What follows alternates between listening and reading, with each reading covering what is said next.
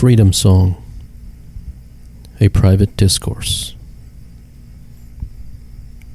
One is enslaved by the idea of a self. So long as a self is held in clear view, so long as it is a pervasive idea in the mind, so long as one subscribes to the notion of it, freedom is not possible. For the whole of our lives, we are in a constant state of preoccupation, a constant state of worry, a constant state of fear, a constant state of anxiety, a constant state of uncertainty, a constant state of conflict. Never in our life is everything perfect. Never are our affairs in order. One arrives at a true milepost in his life when he realizes that this will be his or her existence until the day they die. Tomorrow will be no different, just as every tomorrow of the past has not been different. What we experience as our lives today is the best it will ever get. Do not be disillusioned by the idea that fortunate events that come to you will change anything. Even after 1,000 fortunate events, we return to the way we are. Remember a great truth. Man forever defaults to his defaults. The self is the mother of all problems. It is the one complete source of all of a human being's anxieties. There is no spiritual path versus worldly path. There is only a human path. It is not as if the one who walks a spiritual path is a different human being, subject to different human conditions.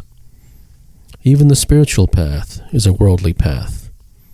Both are paths of bondage. There is only the path of freedom. There is only the path of truth.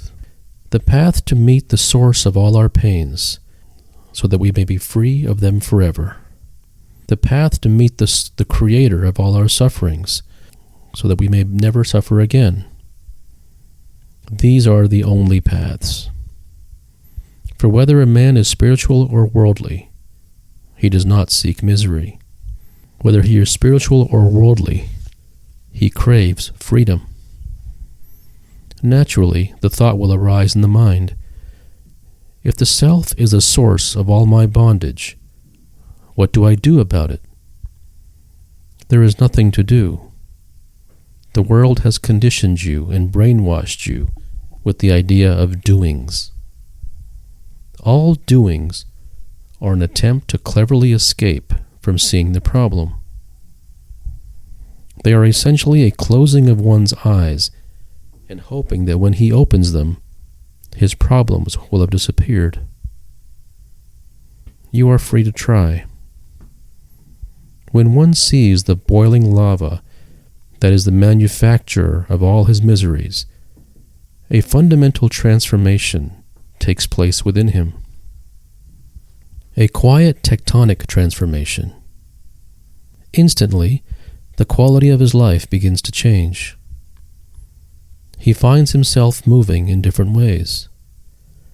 He feels himself growing a new skin, for he has seen the truth. He is no longer interested in the games of the world. He shines like a beacon across the mighty oceans. He stands at the dawn of a new existence. Life begins to surrender to him.